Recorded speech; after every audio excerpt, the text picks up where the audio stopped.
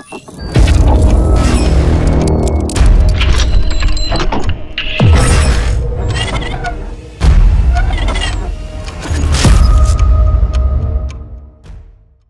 going on, guys? Welcome back to the channel. So as promised, I apologize first off.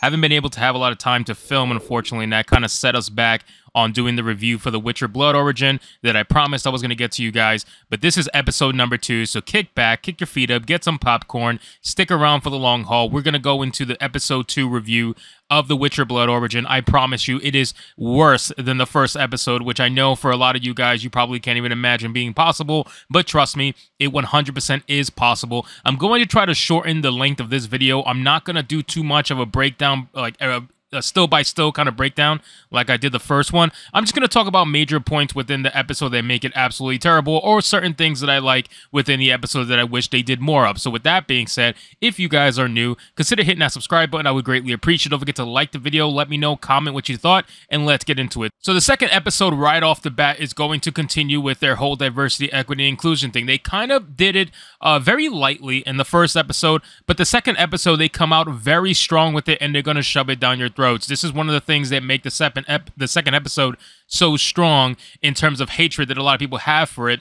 And you have this short person character, I'm going to call it, this dwarven character, who walks around with this hammer that is obviously must weigh like 5 ounces, but they want to convince you that it's the heaviest thing in the world. She goes into this inn sort of a place looking for someone, and she basically gets accused of being that. I'm not going to say it on screen because YouTube will demonetize me hardcore with their new rules.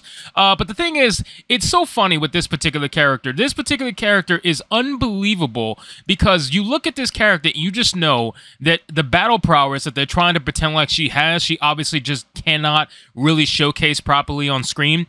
So the funny thing is, they barely show her on screen doing anything. What they do is they kind of pan out and they show her walking into there, right? She breaks into the tavern through a door, and then once she breaks in, she basically kills everybody in that tavern off screen because they can't show her actually doing it on screen because even they know it would be incredibly laughable to try to convince people that this is a real thing. So they have to do it off screen, which I thought was pretty funny, and it is pretty blatant. But yeah, she ends up killing a bunch of people, and they try to make her seem like a girl boss who is like 2 feet tall. I mean, listen, this is the beginning. This is only the beginning of the episode, and they already are shoving it down your throats and they're trying to make you realize that this is going to be a thing. Fast forward to now, the second. I mean, listen, guys, they hit you hard with this. Okay, they hit you absolutely hard.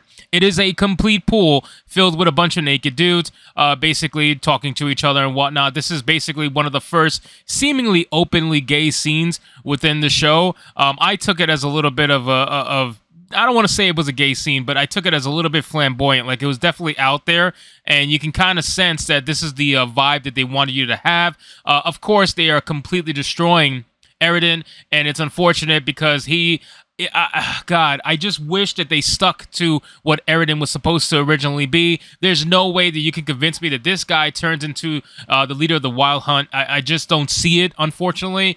He's just not that kind of dude, and they don't portray it very well.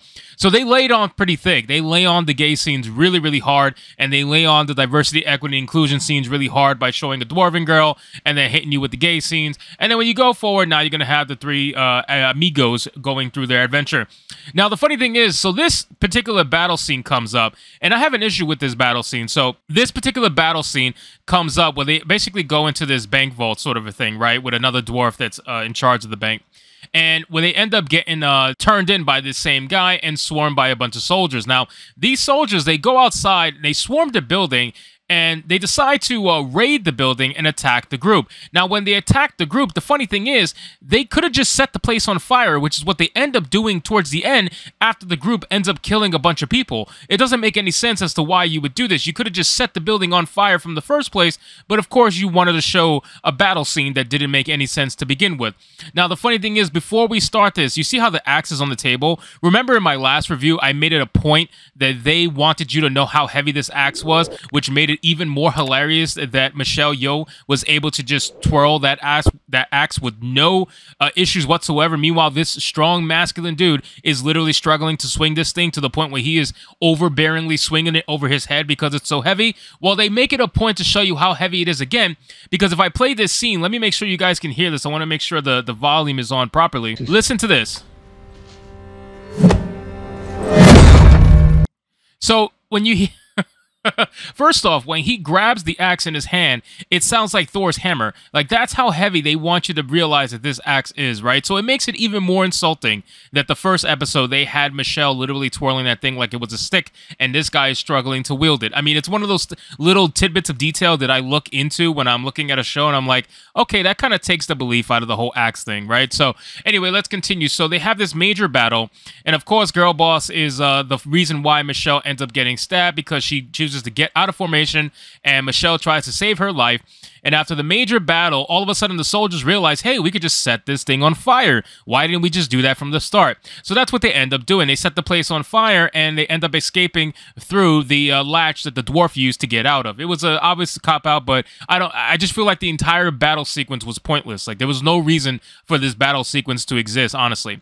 Fast forward back to the Empire, woman ends up meeting Avallac'h. So Avallac'h ends up saving her life from some random dude that was trying to kill her. And what they end up doing to Avallac'h's character is another reason why I don't like this show, because Avallac'h, and now keep in mind, I could be pronouncing his name wrong. It's how I've always pronounced it for years, so if I'm pronouncing it wrong, Avallac'h, Avallac'h, whatever, I apologize, but that's how I've always pronounced it. So he ends up saving her life, and she looks at him and ends up wanting to recruit him for further missions. But it is once again sad how they cucked both of these characters, Eredin and Avallac'h, because they are just a shell of their actual real selves. So if you fast forward, she ends up talking to him and ends up wanting to recruit him for some business, but she takes his cloak and ends up wanting to go catch Eredin and see what Eredin is doing. Now, she follows Eredin through the crowd, and this is where you're going to have the gay scene that they were so desperately wanting to pitch to you in the trailer. If you guys remember that video that I made, it got like 25,000 views or something like that. That video, I did the 10 reasons why the cast wants you to watch The Witcher. And the first reason they give you was that it's the first Witcher to have openly gay men kissing. That's what they were excited for, and that's what this is. When you watch this scene, it seems so unorganic. It's terrible. I don't really know what else word to use it. It's not terrible because it's a gay scene. It's terrible because it's completely unorganic. Like, they try to pretend like this is so natural. This was meant to happen. This is just how the characters took themselves. We promise. Not at all. There is nothing to believe here whatsoever. These two characters look so uncomfortable. This guy right here on the right side seems way more comfortable than the guy playing Eredin. When you look at Eredin, look, you can see the veins in his head. He doesn't want to do this. Like, he does not want to do this scene. But he's gay for pay, apparently, so that's what we're going to do. So it has the first openly gay kiss scene. I'm not even going to bother showing it because that's what they want. And then it shows that Eredin is definitely the guy that's on the bottom. And this dude over here is the guy that's on the top. So when you continue forward, it ends up becoming a scene where Eredin starts to question a bunch of things, and the Empire is shown again. And then you have another iteration of diversity, equity, inclusion, which I feel bad. So this is their deaf character that they wanted to put in. So listen, guys, this second episode, they are checking every single box imaginable. It continues to be checked over and over and over and over again until it's like it makes you blue in the face. It's terrible. But I genuinely feel bad for her because her entire role in this series is just to be the poster child for the mage. Like, she doesn't do anything. She has barely any lines, and in the lines they do give her, some of them are pretty funny. They had one funny line when the two are captured in a further episode, and I'll get into that later on. But in this second episode, she does literally nothing. She's just there to just stare at the mage. It's really just... It's sad. Like, I feel like if you're going to use a character like this and try to make her into a checkbox, give her something that's actually going to be useful. Give her something that's like, I don't know. I don't know how to explain it. Just give her something, you know? And they end up just making her a sacrificial lamb, which is just, it's sad that they do this to the diversity characters. But let's continue forward. So they end up meeting an old friend of theirs who ends up joining their cause, blah, blah, blah. And then you realize Michelle is dying and they need to take her to a healer. So they end up taking her to a healer. And when they do, they join up and they come into this like mist where it ends up making them relive their past. And of course, they're going to look into the things that happened with the Empress and that soldier there. And then good old Ellie, when she was forced to burn a bunch of people to become, I guess, a true member of her clan. I'm not really sure. Things that she had to do to become a good member of her clan. And then he ends up saving him out from that mist. And then they end up meeting the mage that was freed and the healer. So as you continue forward, now you see the Dwarven girl yet again, which this scene I thought was pretty cool just because how gruesome it was. So she ended up basically bashing this dude's head in and using the blood from his head to make writing on the wall, which I thought was pretty damn gruesome. So I wish they kept this level of gruesomeness in the show, but once again, to try to make it into something that's believable, it's not. And she ends up once again killing someone off screen because they can't show her killing somebody on screen. It's just not believable. They do it in later episodes, but in small tidbits, no pun intended. So when you go forward, we have another scene with the monolith. The mage has taken 2 kids with the deaf girl through the monolith to go view the spirit because he wants to have his chaos magic. So when he goes, he realizes that the sacrifice he has to make is that he actually has to get rid of the 2 kids, if you guys get what I'm saying. Now, when he does, I cannot believe that they actually showed this. Netflix, of all people, usually they don't, not even just Netflix, but they don't really show like the offing of kids, you know what I mean? Like that's not something that happens quite often in media because it does make a lot of people uncomfortable. But the fact that they didn't pull any punches and they actually off these kids on screen to give this dude pure chaos magic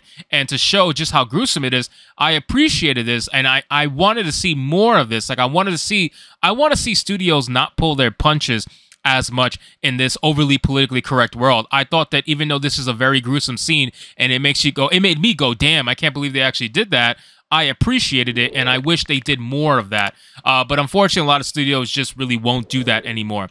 So, of course, he offs these 2 kids. The deaf girl can't believe that he did that, and he gets a bit of taste of the chaos magic that he wants so bad. Now, the chaos magic doesn't stay with him because the spirit asked for more sacrifice. So the 2 kids were just a taste, and he's got to offer more sacrifice in order to get permanent chaos magic from that spirit. So then we go into a scene where the Empress ends up finding out about Eridan's, hidden love life, and she says she's not going to report him or whatever. She's not going to expose him, that she'd rather work together with him because she knows that they plan to kill her once she is no longer useful, which is coming very soon. So this is something that they end up trying to do. Now, Michelle, of course, ends up being healed by the healer, and they go up into this scene where they want to discuss what to do further. Now, they end up going to a monolith that is basically guarded by 3 soldiers, and they have this very gruesome fight scene. It's a very short fight scene, but very gruesome. I appreciate it. Once again, I appreciate the fact that they don't pull the punches when it comes to the gruesomeness of the show, because The Witcher would not pull the punches in the games nor in the book, so there's no reason why you should pull it in the show. The mage tries to open up the monolith, and when he does, he opens up the monolith with the idea that they can travel not only just between worlds, but also from one location of a monolith to another. So when he opens it up to a world that ends up being very similar to theirs. However, it has a insane monster that they've never seen before, which I thought was pretty damn cool. This monster looked really, really cool. It ended up looking like a flower at first, and then they end up getting chased, and that's basically it. They end up leaving the episode on a cliffhanger. So this episode was pretty bad, okay? There was some things that I liked, as I mentioned in the actual review, but the episode itself was terrible because they literally like butcher the show with non-stop diversity, equity, and inclusion politics in the episode. It takes up like over 50% of the episode, and it throws it in your face non-stop, and it makes it not enjoyable, to be honest with you. So it's something that this second episode came full force because the first episode did not have it, and I guarantee you the 3rd and 4th episode are going to be even worse, and I will be releasing further videos on that, so stay tuned for that, guys. Anyway, thank you so much for your patience with everything that's been going on lately. I hope you guys enjoyed this review, and if you did, consider leaving me a subscribe. I would greatly appreciate it. If you're new here, don't forget to like the video, comment, let me know what you thought of today's review, and I'll see you guys on the next one. Hypnotic out.